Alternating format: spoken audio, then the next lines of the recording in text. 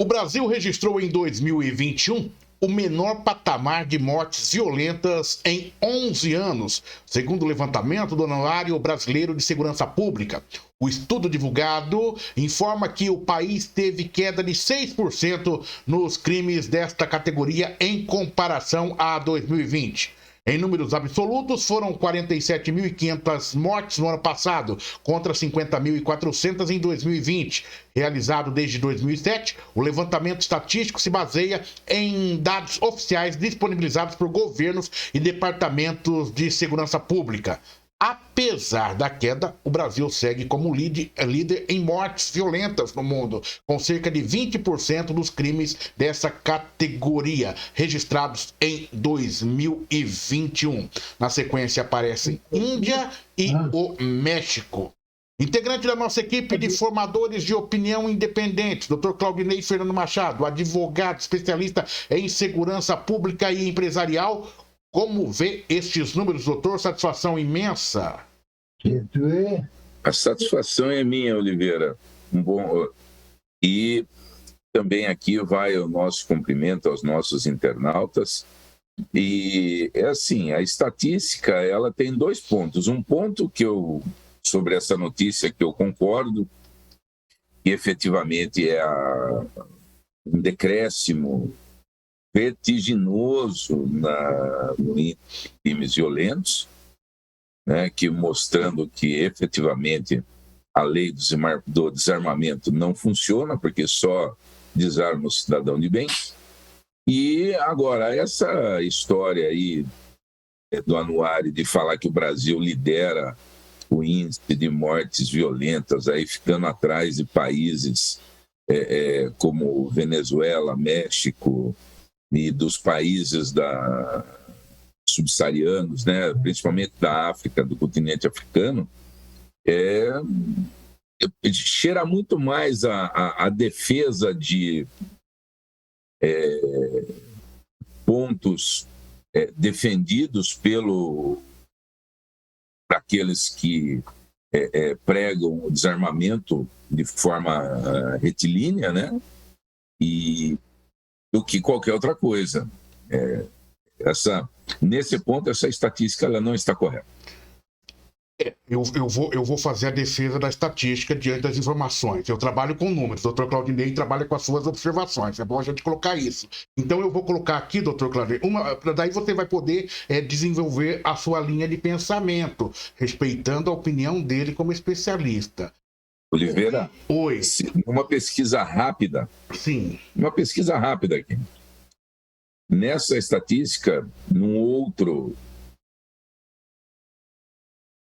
outra fonte de informação não militante, o Brasil ocupa, sim, a 18ª posição. 18ª posição. Né? E não a primeira, como quer fazer crer esse anuário que está sendo ponto. Numa coisa ele está absolutamente certo. O Brasil enfrenta, atravessa um período de bonança. Nós nunca tivemos um tão baixo, né, em toda a sua história. E isso se deve principalmente a uma queda nos crimes violentos, como o latrocínio, que é aquela situação onde o cidadão é morto por um marginal para que ele efetue seu roubo, né, a subtração de seus bens. Essa é um dos principais indicativos. Era justamente aí que eu ia pedir para você, que ia chegar onde você colocou ali, de outros dados, e também para a gente colocar, separar em duas situações que nós vamos chegar nos dados que você contesta, iniciando justamente nessa. Quais os fatores que você acredita que levaram justamente a esta queda no número de mortes violentas no Brasil? Usando um português bem claro, Oliveira, né, a experiência, porque a gente vê bastante especialista em segurança falando aí, né, ultimamente, mas é especialista que, por exemplo, nunca colocou uma arma na cinta e entrou numa favela, né, como policial. Né? Eu fiz isso e muito. Né? Então, eu já troquei tiro com marginal, eu já entrei em favela, eu já efetuei prisões. Então, eu tenho um certo cabedal de conhecimento que me autoriza a falar sobre isso. Né? Especialista de segurança que não conhece nada disso, não é especialista de segurança. A gente precisa conhecer a fundo as razões da violência no Brasil. A questão é simples. Nós temos aí, dentro do universo da criminalidade, uma voz corrente, né? Hoje, infelizmente, a gente caminha a passos largos, aí seguindo uma tendência de despenalização de muitas condutas, né? E até um incentivo, né? Vamos descriminalizar as drogas, por exemplo. E a droga é uma grande fonte de violência. O marginal, ele não tem medo da polícia. Ele não tem medo do juiz, não tem medo do promotor, não tem medo do delegado, ele não tem medo da lei, ele não tem medo da cadeia, ele só tem medo de uma coisa. O marginal tem medo de morrer, porque da cova ele não sai. Do resto, tudo se dá jeito. Então, isso é numa conversa muito direta, né? O nosso internauta, ele precisa entender com quem ele está lidando. Então, toda vez que alguém que tem algo a perder se defronta com quem não tem nada a perder, quem perde é a gente. Então, a gente precisa tomar muita cautela.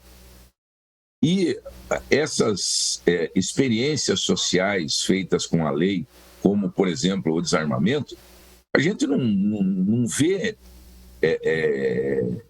o resultado dele de forma imediata. A gente vê ao longo de anos, de décadas. E o desarmamento, ele mostrou para a gente que a única pessoa que se desarmou foram as pessoas de bem. O marginal em si, como que... É uma questão matemática. Como que ele ia entregar uma arma que no mercado, no câmbio negro, ele tinha aí seus 50, 60 mil reais a troco de 300 pilas? É só quem é muito fanático mesmo para acreditar nisso. Nessa toada, só para completar, rapidamente, o que aconteceu? Nós viramos a chave em termos governamentais. Né? Antes, o projeto de tomada de poder ele foi interrompido e hoje nós temos aqui não mais só uma casca de democracia, né? Uma democracia, uma casquinha de ovo, né? Falando democracia. Hoje não. Hoje nós temos aí posições que respeitam a Constituição Federal, mormente no direito à propriedade. Veja que eu não estou falando no direito a ter uma arma de fogo. Não. Direito à propriedade. Eu tenho o direito de tê-la. Né? Você tem o direito, mas você não quer exercê-lo, é problema seu. Não precisa. Certo? Mas não precisa proibir ninguém. Então, o que aconteceu? A posse das armas de fogo sendo respeitada a lei, o Estatuto de Desarmamento, né? Porque antes existia uma militância dentro dos órgãos que impedia o cidadão efetivamente de tê-las. Hoje não. O que está na lei, o cidadão pode, então a lei vai ser cumprida. Então, não houve uma facilitação, houve um cumprimento da lei. E aí o que ocorreu? Lembra que eu falei que o marginal só tem medo de morrer? Antes, o marginal ele tinha a verdadeira certeza de que a possibilidade dele encontrar alguém armado, seja dentro de casa, seja dentro do carro, seja na rua, era nula, zero. Né? A não ser que ele se deparasse com um policial. Hoje não. Então, essa possibilidade, essa possibilidade fez que impactasse na conduta criminosa. Tanto é que hoje, se você buscar estatísticas da Polícia Civil, o número de boletins de ocorrência registrados que assusta é de estelionato. Certo? É o golpe do Pix, são vários golpes em que não precisa mais de arma de fogo. Então, uma mudança de política governamental. Uma mudança de política governamental que provocou essa redução? É assim, eu não vou também fazer elogio desmedido, falando que o governo fez cumprir a lei já pensando nisso. Não. Eu tenho certeza que não foi assim. Né? O governo fez cumprir a lei dentro de um mote de campanha e que hoje ele usufrui efetivamente disso. Ok. Né? Então, isso se tornou, vamos dizer assim, se fosse pensando nisso, teria sido um grande sucesso. Né? Agora, falar que o Brasil ele está liderando na frente do México, certo? Na frente da Colômbia, na frente de países da África Meridional. Oliveira, só para você ter Honduras, que está aqui na América Central e é um dos países mais pobres da nossa América, ela lidera assim de uma forma fantástica depois do golpe militar que se instaurou lá no país e virou uma ditadura.